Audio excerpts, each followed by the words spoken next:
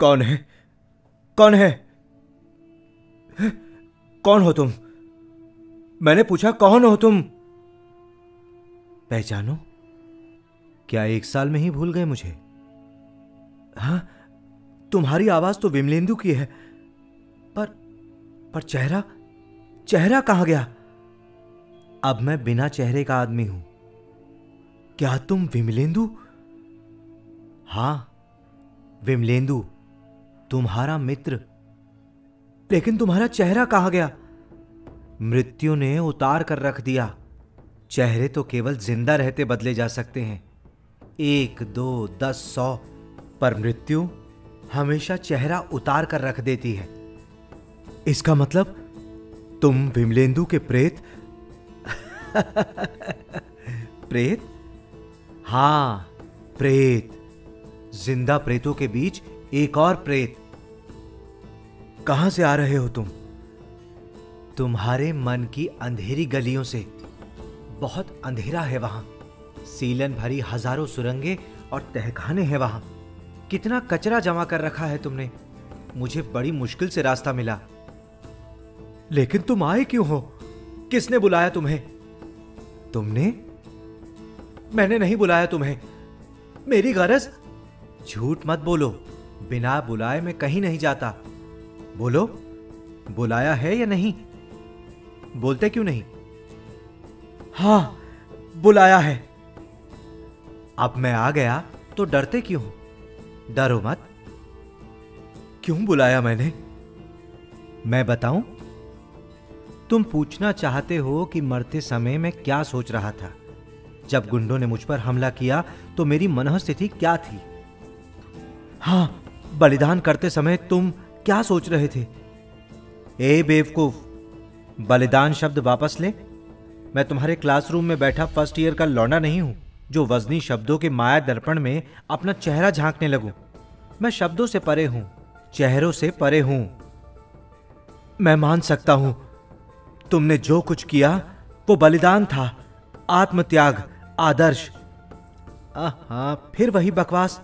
बंद करोगे या नहीं? ये बकवास बहुत सुन चुका। चिता पर मेरी लाश रखी थी और तुम लोग लेक्चर दे रहे थे। हर आदमी ये बताने की कोशिश कर रहा था कि वो मेरा कितना जिगरजान दोस्त रहा। मुझ में जो नहीं था उसे ढूंढ ढूंढ कर बखान किया जा रहा था। पर असलियत क्या थी जानते हो? मैं कैसे जानूंगा? तुम जानते हो, पर कहोगे कैसे? सब मन ही मन मेरी बेवकूफी पर तरस खा रहे थे। होड़ लगी हुई थी हरामी लोगों में। एक ने तो इसी होड़ में मेरे बाप को भी क्रांतिकारी कहा, तपस्वी और त्यागी कहा। साला क्या जानता था कि मेरा बाप गंजेड़ी था और सट्टा लगाता था। तो समझे, किसी की भले ही जान जाए, पर ये साले अपनी पब्लिसिटी करे। यानी तुम अपनी मृत्यु पर दुखी हो? और नहीं तो मेरी कोई उम्र थी मरने की? 3 साल पहले शादी हुई थी। फूल सी बच्ची, पत्नी का उबलता हुआ प्यार, नाटक की दुनिया में नाम पैदा करने की ख्वाहिश, सब धरा का धरा रह गया। तो तुमने नकल क्यों पकड़ी? बेवकूफी के लिए भी कोई तर्कशास्त्र होता है? आ गया जोश में, हो गई मूर्खता। मैं क्या जानता था कि इसके लिए सजाए मौत मिलेगी। लेकिन हम लोग तुम्हारे आत्म बलिदान की गाथा गाते हैं। जिंदा होना इसीलिए, मरे तो पता चले कि जीवन क्या होता है। लेकिन नकल, उसकी ऐसी तैसी। साले मिडिल क्लास के आदमी अपनी हर समस्या को ग्लोरीफाई करोगे। और ना समझ, मेरी बीवी साल भर से नौकरी की तलाश में दर दर भटक रही है। सब आश्वासन देते हैं, नौकरी कोई नहीं देता। सब बकवास है। तुम कहना क्या चाहते हो? वही जो तुम्हारा भीतरी मन सुनना चाहता है। यानी? अरे जाओ, उस प्रेसिडेंट से समझौता करो, प्रिंसिपल बनो। क्या तुम्हारी भी ख्वाहिश है कि तुम्हारी लाश के पास म्युनिसिपैलिटी के चेयरमैन की अध्यक्षता में शोक सभा हो और प्रस्ताव पास किया जाए?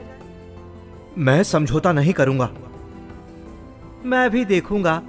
मेरे नाटक का द्रोणाचार्य भी यही कहता था। मेरी तुलना द्रोणाचार्य से क्यों करते हो? वो बहुत शक्तिशाली था। मैं एक छोटा आदमी हूं, छोटे छोटे मोर्चों पर लड़ता हूं। बकवास। उस द्रोणाचार्य ने भी दावे किए थे तुम्हारी तरह। उसे समझो, तुम्हारे प्रश्नों का उत्तर अपने आप मिल जाएगा। याद करो उसे, याद करो। हाँ हाँ, याद करो उसे।